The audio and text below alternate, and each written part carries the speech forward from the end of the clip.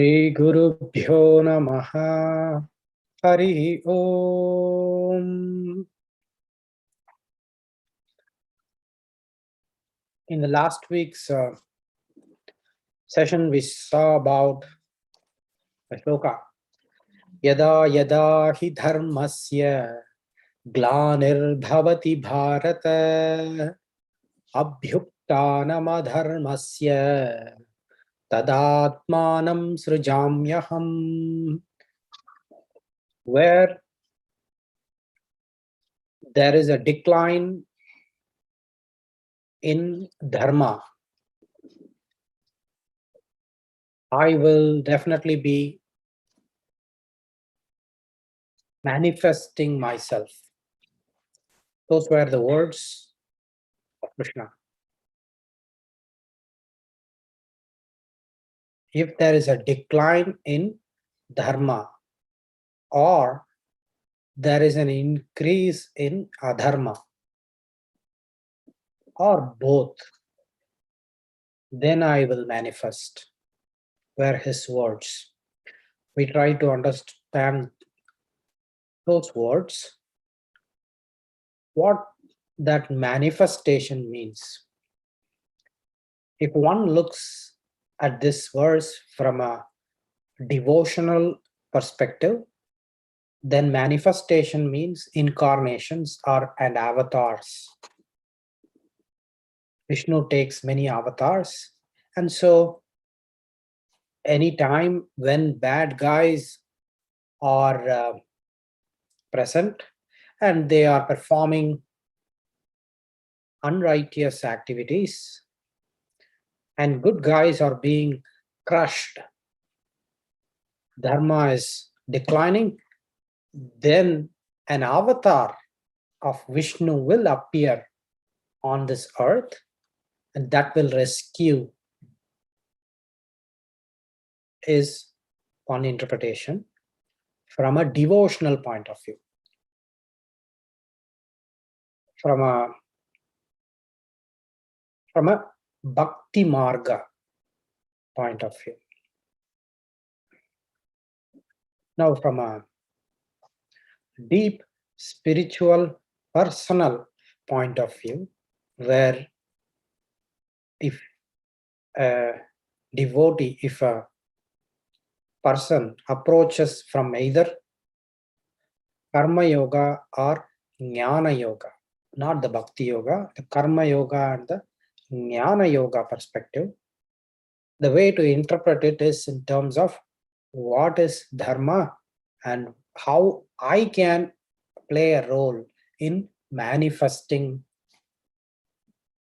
God from within myself.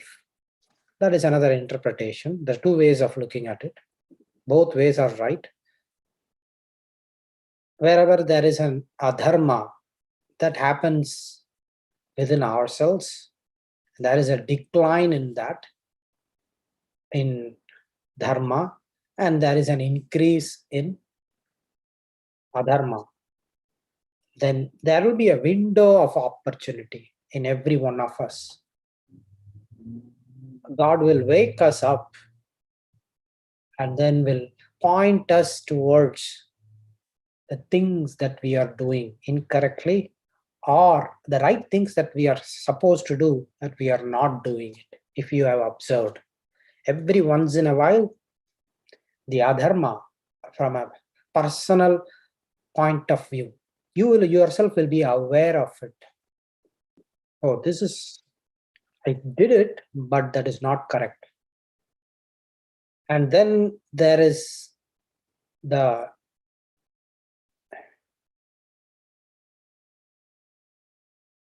realization within ourselves that happens, by which we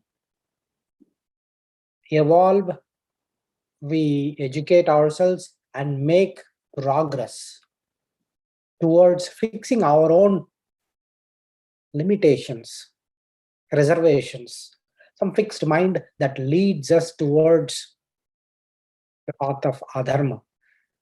So once we do that, then right there God manifests. Once we are aware of that adharma within our own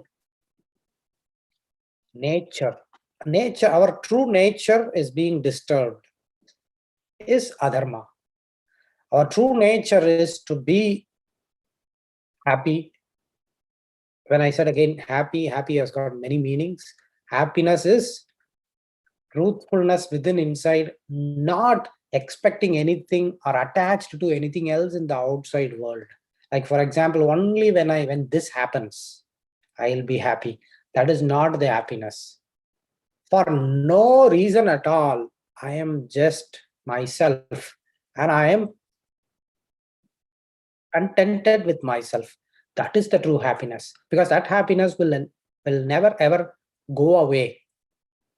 That will be always ourselves. So that if that peacefulness, in fact, that peaceful feeling within ourselves gets disturbed at any point of time, for any reason at all, either in a positive way or in a negative way, some good great things are happening which is materialistic and I'm getting excited about it internally, that means that I'm losing my balance. Some bad things are happening and I'm losing my balance, that is also adharma. By sticking to the true nature, we encounter anything in life as is, and perform actions as they should be, for the mere sake of performing actions, not for attaining anything, any fruits or any such thing. That is a karma yoga. And that is not happening if I'm started doing things to fulfill an ambition or attain some fruit for personal gains without any global purpose. I want to perpetuate my own pleasures and I'm doing or I'm engaging in actions, then those actions should be avoided. That is where we are walking towards the path of adharma. When that happens within ourselves, there will be a manifestation happens. So God is there where good actions are there. God is nowhere. We don't have to go looking around for Krishna or Rama, the temples or anywhere remotely. God is right within ourselves. When we can think globally, when we can think for a better world than how I can grow or how I can prosper, how I can make myself joyful, that is not the path of dharma. So that is one way of interpreting this verse. The next verse is even more important. So how can we do that? The next step is, how can we do that? How can we make sure that there is no, we do not swerve into the path of adharma and we stay right in the path of dharma? Is there any way?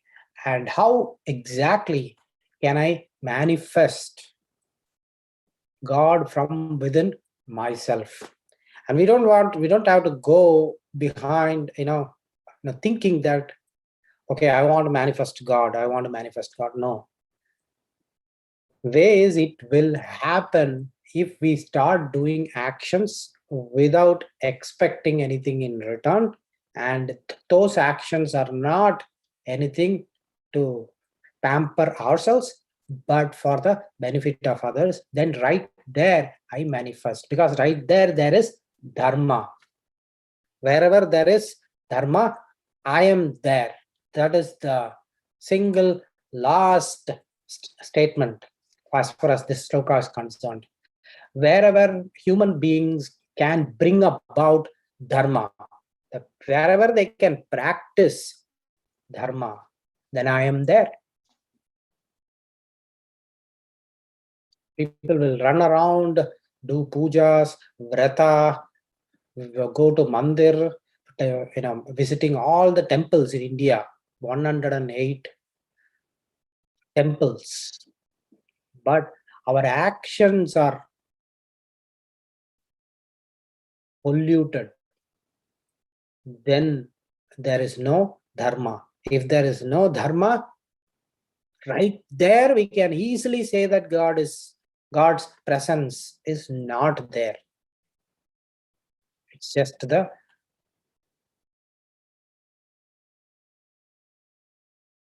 Prakriti's behavior. Prakriti is the nature that has been created. So the next shloka is going to talk about how exactly we can do it. And again, there are two meanings to it from both angles, personal angle as well as a devotional angle. Devotional is also definitely personal, but not all people are ready yet to experience the devotion within ourselves. So we will have to make ourselves ready to bring in the devotion, right? So each shloka can be applied at any level, the karma yoga actions level or jnana yoga at the mental level or bhakti yoga at the spiritual level. All stages, every shloka can be applicable, applied. So now let us see what we can right away do and how we can practice the path of dharma and what we should do in the next verse.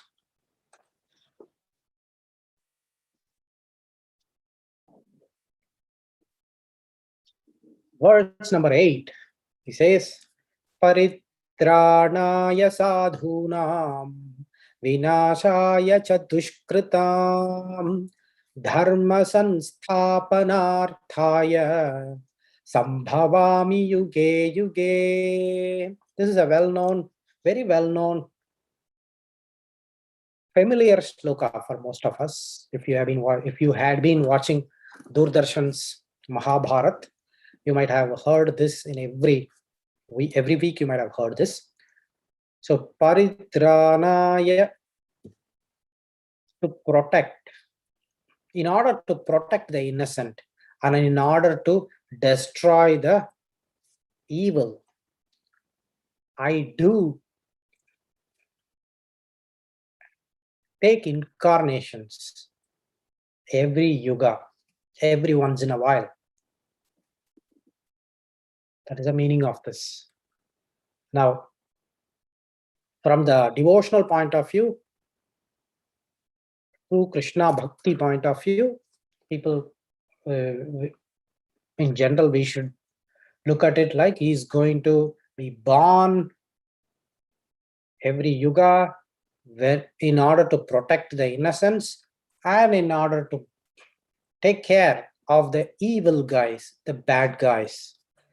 And examples are Rama avatar, Krishna avatar, and many, many avatars. All the avatars, if you look at it, are all representation of victory of good over evil. Every time, whenever he incarnated, the definition of the avatar is to pronounce or to bring out the single point that good always wins over evil. That was the underlying principle of avatars or incarnation. That is definitely one that is the way that most of our acharyas have been giving meanings to this verse. How can we understand relate this to our present life, and how can we use this shloka? Because if he is going to be taking avatar, then people will start asking, so do you think that the adharma is not already bad?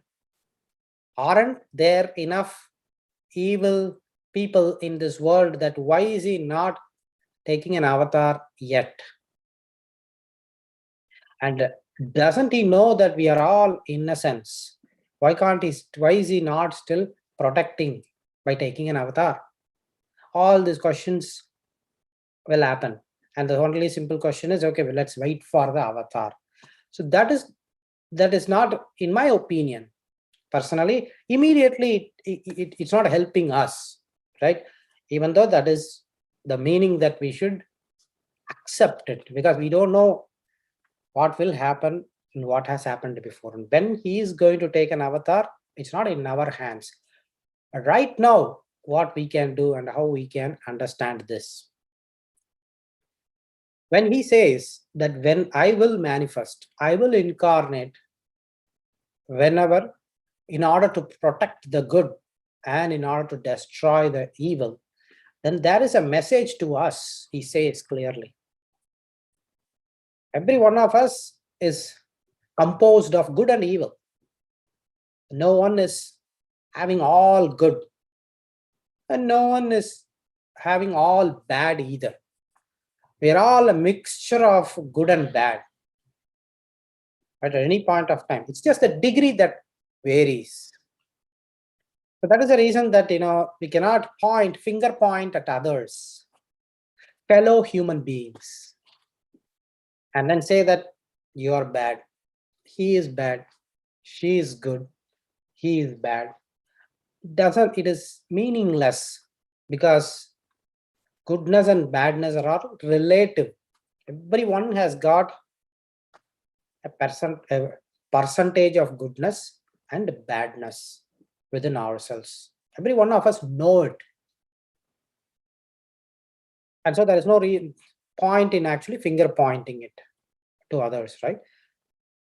Now, what we need to do using this shloka is that if we wanted to bring from within ourselves the presence of God, if we are looking forward to God outside, then definitely that will happen later whenever he takes birth. That will also happen. But right now in my birth, what should I do? Because after I am gone in this birth, next birth, I don't know, after 600, 800 births, maybe he will take an avatar. But this birth, what is that I can do using this shloka? This shloka clearly mentions that I will protect the good. In order to protect the good, I will take an incarnation. In order to protect the evil, also I will take an incarnation. In order to not protect, in order to destroy the evil, I'll take an incarnation. Now, we will have to look within ourselves as to what is the good and what is the evil. And we should protect that good, destroy the evil. Then manifestation right there starts happening already. The moment we start to think that, okay, so when he declares that he will take an avatar in order to protect the good and destroy the evil, I also have got some good, I also have got some bad. So if I start protecting my good, if I start destroying my bad, then will he not take an avatar or manifest himself from within me? That is the question, right? So we can manifest. Again, we can manifest by start looking at our goods and protecting them. What does protecting the goods mean? Continuing to do, practice to do the good things that we are already doing. Again, what is good and what is bad? Is there any absolute definition of good and bad? No such thing. There is nothing like good or bad if you look at it. There is nothing like, okay, this is good, that is bad. For example, I'll tell you, is milk good or bad? Milk is neither good nor bad. It depends on who is drinking it. If there is a person with lactose intolerance, let's say, if he drinks it, it is bad for him. Whereas if it is a child that drinks milk, it is good for it, for growth. So there is nothing like good or bad, but it varies from person to person. That is why there is no absolute definition. You cannot say that these are all good. There is no such thing as these are all good and these are all bad either. So good and bad are just labels that we attach to things that we see and we interpret it within ourselves. So this is good, that is bad. So good and bad has got no meanings. They are just mere words, labels for us to differentiate the things. There is no such deeper meaning to it. Many such things like good or bad has got many reasons to it, many explanation to it, to prove that there is nothing like good or bad in the strictest meaning of it. So that's why we should not get stuck with that good and bad. How can we then why did he declare that I will be born to protect the good and born to destroy the evil? Why, when there is no difference between good or evil, why would he mention that? Well, from our human perspective, there is one thing. Paritranaya sadhunam, in order to protect the good. Vinashaya cha dushkritam, in order to destroy the evil. The second line has got the key. Dharma sansthapanarthaya, in order to establish dharma. It's neither good nor bad, but in order to establish dharma, I manifest. So what we should do is, dharma is our compass to determine whether it is right or wrong, good or bad. Dharma is our base, and we know what is then good or bad. To kill is good or bad? Generally, to kill is bad, right? But then why do we have so much slaughterhouses, and why do we go buy a lot of meat and still it is legal? So we are okay to do the wrong thing, bad, wrong, and still it is right. Nobody will say that if I am eating meat, nobody will say that no, you are doing the wrong thing, please stop. Definitely it's no one argues that way, right? They are okay to do that. So then to kill is bad. So there is nothing like, again, good or bad, but it is from your dharma is your key. So what do you say now? Who will say that I'm living as per dharma or not? Who will say that? Who will know whether I'm living per dharma or not? And that is where we get to the authority. So there is only one single authority, which is the Vedas. The Vedas are nothing but a bunch of rules that describe what is right, what is wrong, what is right, what is wrong, what is right, what is wrong. To kill fundamentally is wrong. That is one. Then we don't have to say that, oh, I don't know any Vedas, so how do I follow the path of dharma? That is the next question that people might ask, right? If we do not know the Vedas, the best thing is to listen and learn. If I don't have time, I cannot learn everything and then learn it. The next thing is, our own conscience is dharma, and our own brain is the tool to discover dharma. That is why we have been given the tool. The tool called brain can discriminate right from wrong. Yes or no? Any situation, good and bad is one thing. Right from wrong is definitely we all can discriminate. Okay, this is one thing. In this situation, it is right. If you tell a lie, generally it is wrong. But telling a lie can help a person or a being to live, then that is right. So that is why there is nothing like right or wrong in absolute definitions, but based on situation. But what Vedas will say, declare that lying is bad, lying is not correct, lying is wrong. But that is only for us to have as a base. Practically, this brain should relate the situation and apply that dharma. So wherever, whoever that, so it is not about just learning it and then living the life, but using our brain, apply it, then that is where dharma gets established within ourselves. When dharma is established, God is already manifested within ourselves, is what he says. And where to dharma sansthapanarthaya, in order to establish that dharma, I manifest. When that dharma is already established, is already manifested. Right? So that is where we'll have to take this shloka and start working towards our right and wrong, and using the dharma as our compass.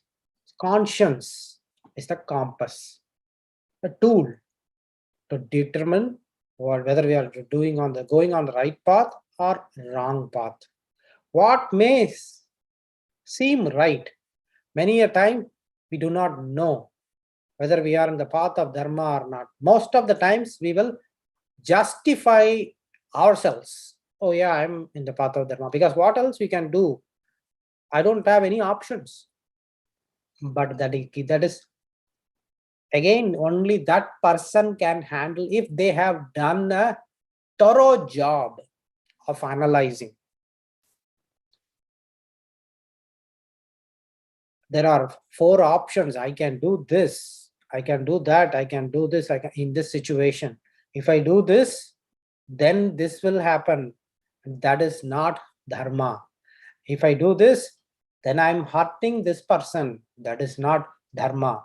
If I do this, then I'm hurting myself. That is also not dharma. If I do this, even though I hurt myself or I hurt others, that is also okay. But that is the right thing to do in order for most people to be benefited by the decision. So every moment we are all taking decisions, not even from simple, what is that for dinner today? That is also a decision. And we automatically take a decision and then go. But in this situations of, if we are worried about the wrong path and the right path, and to stay in the path of dharma and to establish that divinity within ourselves, then we will carefully take any decision. It can be as simple as deciding for dinner. That may not be like, whether in path of dharma, whether you do upma or idli, it's not going to make a much of a difference. And rather, for that, most of us will spend hours together debating. Idli with sambar will be yummy, and upma with chutney will be good. There are a lot of analysis decisions, but when it is really the question of hurting others, it involves others, their emotions, we do not pay that much importance. We do not analyze so much. Analysis again is nothing to do with worrying. The confusion that most of us have is this: to think about anything means to worry about something. That is how most of us have understood. That is an incorrect definition. Thinking is not worrying. Worrying and thinking are two different things. Whereas worrying is exhausting your energy. Worrying will just dissipate your energy. So thinking will refresh your mind and will give you ideas for what which way we should go. Without any partiality, without any bias, without any reservations, without any bondage to anything, whether it is my son or your son or his son, this needs to be done. There is no other option. Whether my people or your people or their people, it doesn't matter. Even if it happens to me tomorrow, this is the decision. It is hard, but that is how it has to be done. That is the thinking. That is how we should start using our compass and then do the thinking. The results should be, the outcome should not be like, after doing all the analysis, the outcome should not be like, if it were me, it will be slightly different, but this for others, so that is how I'll do it. So then that is not dharma. Irrespective of whether me or him or them, this is how it has to be done. And where can we take an example from? Is there any person who lived, who had shown such an example? Well, Ramavatar. That is why incarnation happens, in order to establish dharma. So nobody can go and then read the Vedas. So there they are. The avatars tell us the story of dharma. That is why in those days they say, listen to Ramayana, listen to Mahabharata. Not as a just as a story also, perfectly okay, but dharma is being taught nicely through those stories. So as far as Rama, he considered a fisherman, a boatman as his brother. He considered a Rakshasa, Vibhishana. Vibhishana is a Rakshasa. You are my brother. He accepted everyone as his own brother. That is why impartiality. There is no partiality between this, my brother versus his brother, that brother. Everyone is uniform. That is one meaning, one way of looking at it. Now, let's look at this shloka from a different argumentative perspective. So, paritranaya sadhunam, in order to protect the good, I will also, in order to destroy the evil, right? So then people will generally ask, that means that so he doesn't like bad people? Have you asked this kind of questions? Does God likes bad people or not? God likes only good people, innocent people. He doesn't like bad people because he says he will destroy bad people, right? So what does that means? Let's assume that, of course, yeah, if you do wrong things, adharma, he will not like you. So that means that is it. You will be destroyed and you are bad, right? That is how we start to think. And good people, yeah, we are all good people, we are all innocent, he likes us very much. So that means that God is showing favoritism towards some group of people, and he is being mean and partial towards another group of people, right? So our definition of God itself, we'll have to redefine by asking the questions. When we learn some Bhagavad Gita shloka, go back and ask yourself these questions. What does that mean? So that means that he will protect it. There is a differentiation that he shows. So then, what is the difference between normal humans and God? That is a question that we should ask, right? Because there can be any good king or good person who can also declare. The government also declares that, right? The government, for example, the president, can also declare that he is already, right? Constitution is our Vedas kind of thing, and everyone is just obeying that and living. If anyone breaks it, then they are called adharma or evil people, and they will be punished, and good people will be protected if there is any problem to us. So virtually that is what the definition, even we created it 5,000 years ago from Gita. And that is what is happening even today's world also, right? So now, why is it that, so does it mean that he shows impartiality? Arjuna immediately will raise his eyebrows. Krishna, I thought that you are uniform, you are God, you better be uniform across all good people. And the reason is he is uniform. He is uniform across all. Terrorists, criminals, he is uniform. Do not think that, ever think that just because we are innocent, just because we have done 108 Lakshmi Ashtotra Satanama, he will be nicer to me, and to the guy who is doing the criminal activities, he will be bad. That is the reason that many people will ask, why those people who are doing bad things are living happily and I am doing. That is the reason, because he is impartial. He doesn't show any great. Then why is, then people will start asking, then why should I start doing the Ashtotra Satanamavali, right? So those are the questions that will run in our mind. Next few shlokas he is going to answer that. Nicely he answers. So hold on until he gets to that shloka.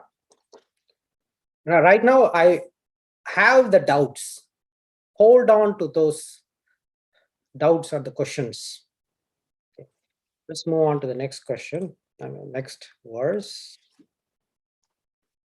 Janma karma cha me divyam evam yo veti tatvatah tyaktva deham punarjanma naiti mameti sojuna.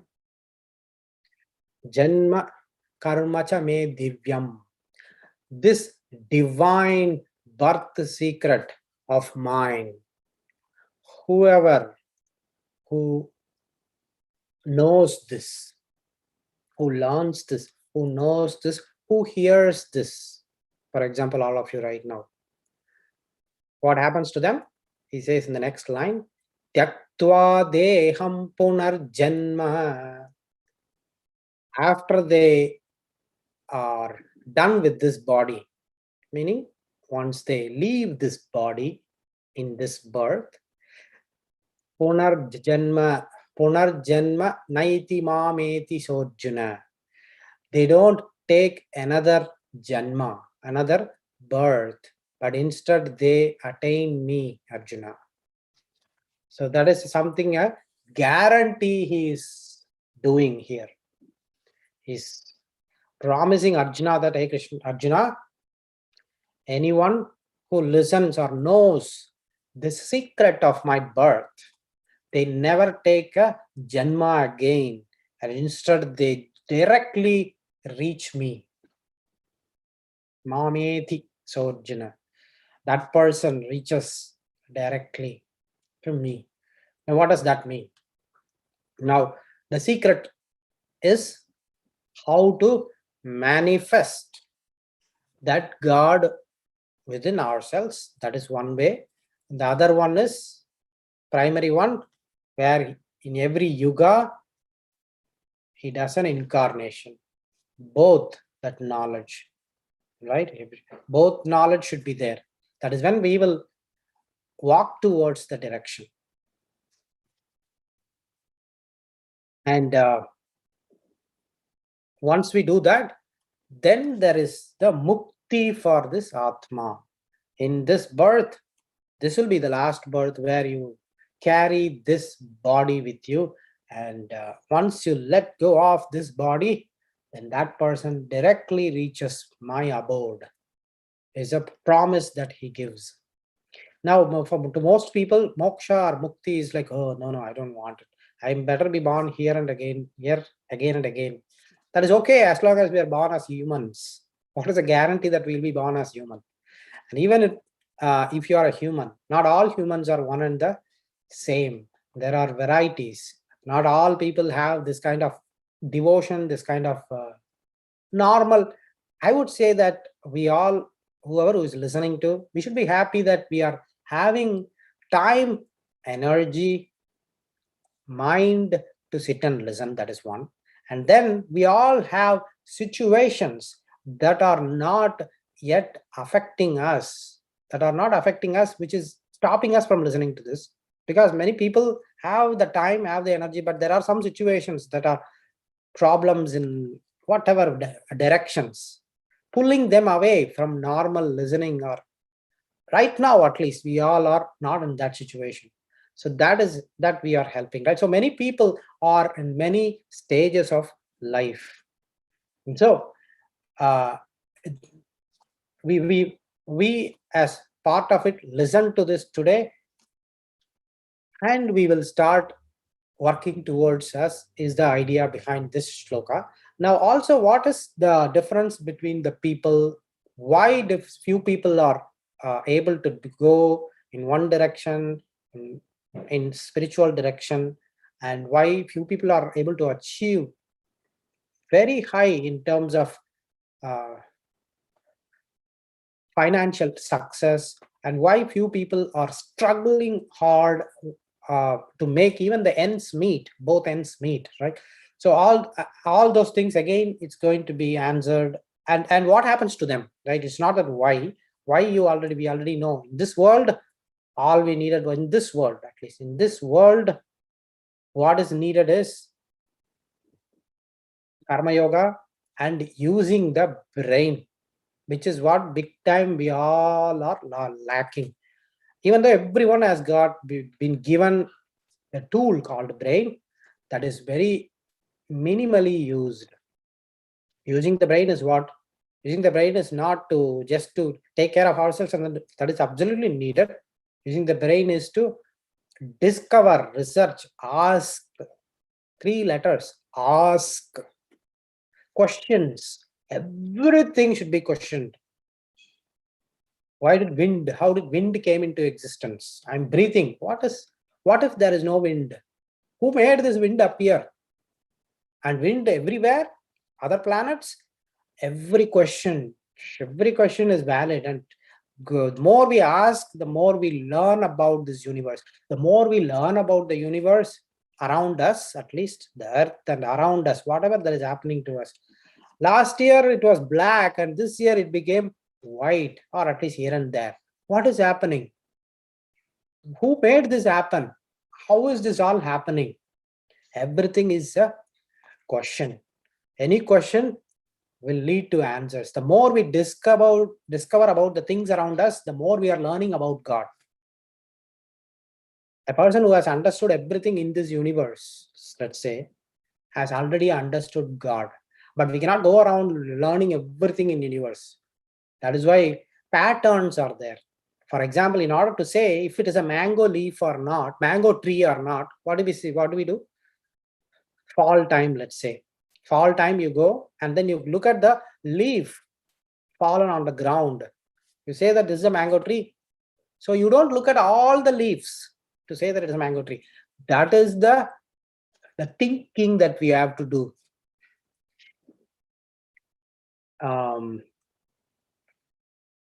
There is a saying in English, I don't remember exactly, but the meaning of this is this: whenever we are thinking, that means we are directly communicating with God. Again, thinking is not worrying.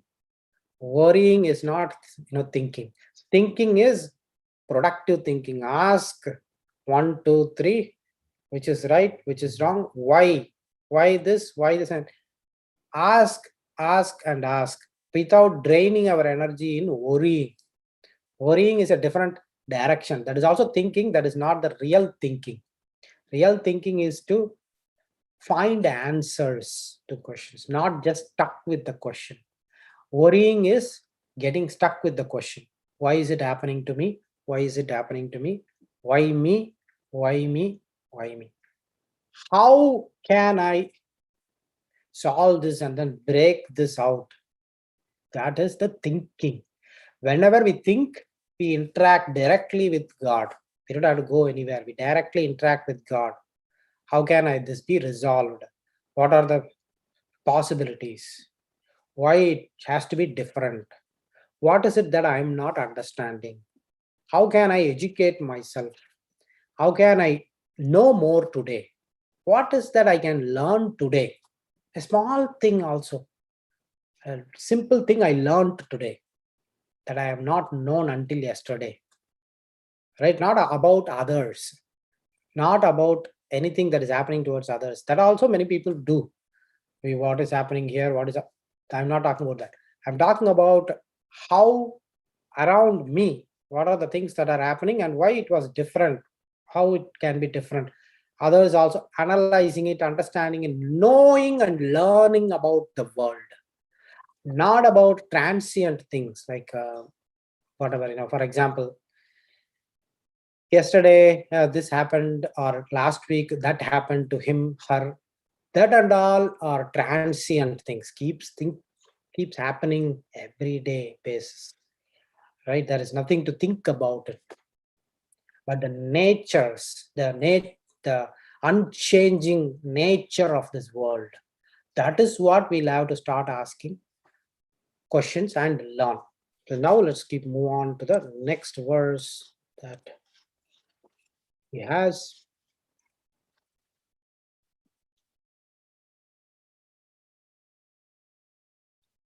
भीतराग भय क्रोधा मन्मया मामुपाश्रिताः बहवो ज्ञानतपसा पूता मद्भावमागताः.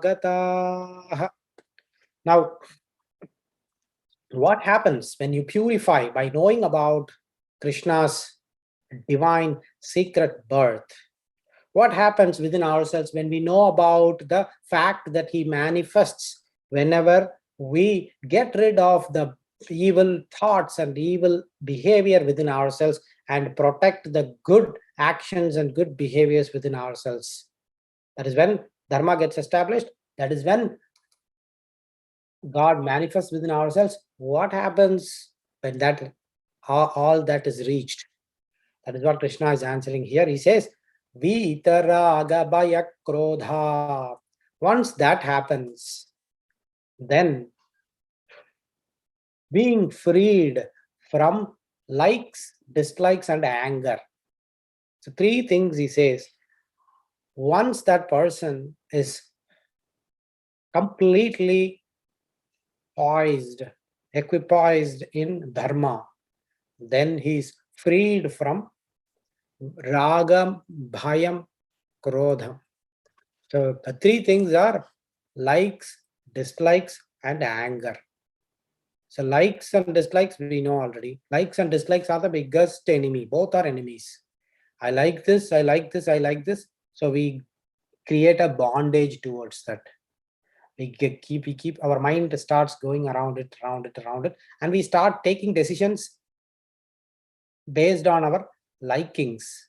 If we like anyone, let's say for example, if we like a person so much, let's say blindly we like a person, what do?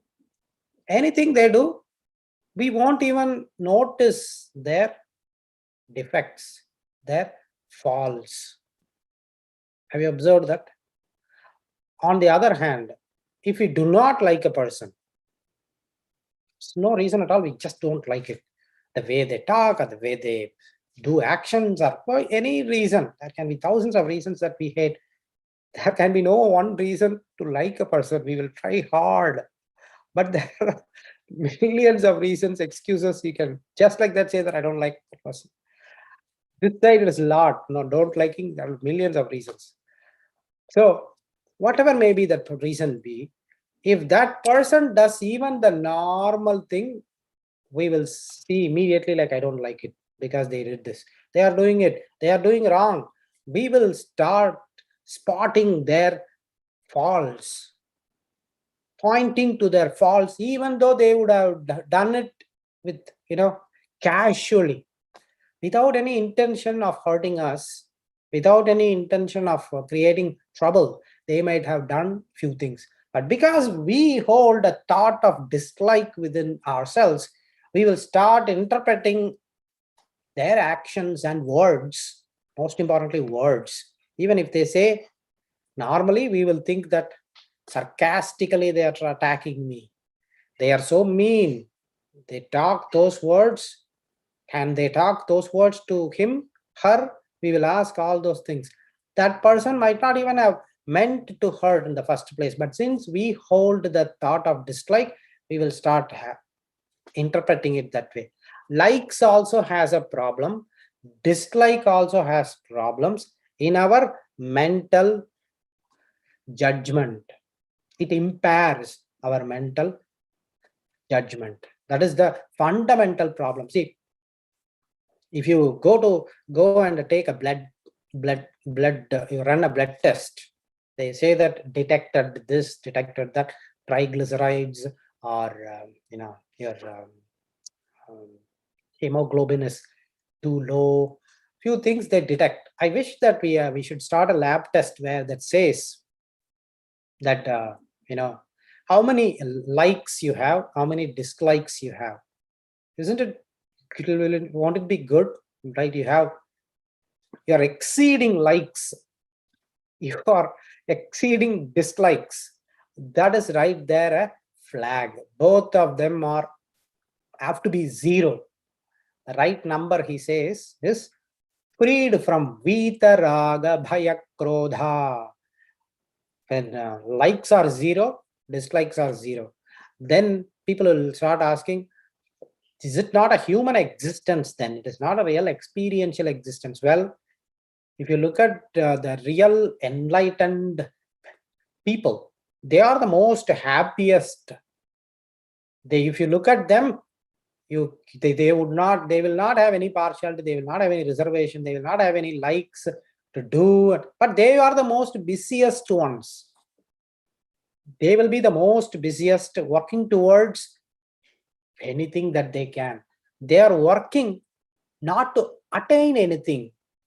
They are working not with an expectation of money. They are working not with an expectation of appreciation. They are working not with an expectation of any recognitions, rewards, or benefits for themselves. They work because they have to work. This needs to be done. That is all. And I am there right now. Let me do it. Jata Bharata. We heard a story of Jata Bharata. Jata Bharata is a was it, originally he was a king, and then later on he died, and then he took another birth where he was born as a enlightened person. He doesn't know anything about it. He was just sitting. The four people were carrying palanquin. Palanquin is that the king was sitting inside that palanquin. One of the four persons was sick and he was not able to carry anymore. And so this Jatabharata was sitting without any work, and he was a enlightened yogi. He was just sitting there staring at the sky. Three men who were carrying the king, they ran towards him and then they asked him for, hey, just you're sitting there, why don't you help us? In those days, there is no request and all, right? The king is there in the palanquin. We need to go to the palace. Help us with your hand. Run towards and then hold one hand. So he came and then he didn't know anything. That is how it is. He didn't feel like, how dare you ask me? Do you think that I'm a slave? I'm not a slave. No. He took it. He didn't even realize that it was he was being asked to do this and all. But he did. They will do the job very well. Halfway through, he was not doing his job very well. Maybe because he's not used to it. So he was just a little bit oscillating here and there. The king asked him to stop and then asked, what is that you are doing? Then Jatabharata said that I'm just, I don't know, you are not even, you are just moving here and there. It's making me uncomfortable to sit in the palanquin. Who are you? And then the story goes where he explains to the king back, about Atma and the body and how it is not different from anything. And he didn't even mind about carrying others or even anything at all. So that is how work will be performed by evolved people. And that is the level that we are also trying to get. That is the level that we all should strive towards where there is no likes, no dislikes, no hatred, no desires. And if that happens, then naturally anger will go away. Anger is not anything that can stand alone. Anger always needs like or dislike as its companion. For example, when will you get anger? Think about it. You like something, and that liking thing, you were just passionate about it. You want that to happen, but few people are stopping that from happening. You wanted to buy that expensive thing, whatever that is, order it from Amazon, and that Amazon guys, they said tomorrow is the shipping date, but suddenly they sent an email saying that the order is cancelled because it is getting delayed, or maybe it is postponed to 1 month. The moment you are waiting for that thing, it gets delayed. Anger. The anger cannot happen independently. Anger will have to take either like or dislike as its companion. Likewise, a dislike. If you dislike a thing and that thing just happens, you hate that and it happens, and whoever who made it, you'll be mad at them. Even anger cannot escape even Rama. Rama was so mad, so angry at the ocean god. When he prayed for 3 days and asking the ocean god to give way, ocean god didn't answer. And so after 3 days, he asked Lakshmana to bring the bow and arrow so that I will just dry this up. Bring the bow and arrow to me. So such is because of the desire that he had in reaching Sri Lanka and getting and relieving or rescuing Sita. So that is there. Anger is also there. And why we are taking that example, that means that Rama is not a god. No, let's not go that discussion. He lived as a normal human, and he wanted to show that such kind of examples can be used by us. Right? Once we have an attachment, naturally that leads to anger is the meaning. And so once we are free from likes and dislikes, naturally anger disappears. Once anger also disappears, in this shloka he says that many bahavo jnana tapasa, many people have reached madbhavamagataha, have reached and attained my place. They have reached me, Arjuna, by taking refuge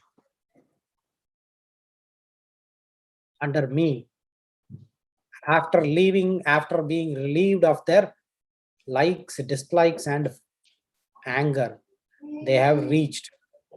Now, the reason that he is mentioning here is that whatever that we have learned previously until now, right? Which is like learning about the secret of his birth from within. They practiced it. And they have reached it. Now, the next question we all ask is, how can I also do it? And also, one more question is, why many people have already reached and why am I still here? And why even within myself, when I'm seeing in front of my eyes, my a few others are making much higher progress spiritually, and I seem to be not making that spiritual progress. And I see that many other people are even not that good like me. Why is there a difference in the society? There is a lot of difference I could see in terms of spiritual progression or any such, right? Why is there? Now Krishna is saying that many people have already reached him, and we are stuck here, and we are seeing a lot of other people are also stuck here, but not all other people are all the uniform. I'm not like him, he is not like her. They are all different and they all have different interests. Few people run towards money and accumulating wealth. Few people go devotional, spiritual, and then so I'm seeing a lot of these variations in front of my eyes. How can I make sense of all this? That will be the answer for next week. Let's stop here. श्रियः कान्ताय कल्याणनिधये निधयेत्तिनां श्रीवेङ्कटनिवासाय श्रीनिवासाय मङ्गलम्। सर्वं श्रीकृष्णार्पणमस्तु।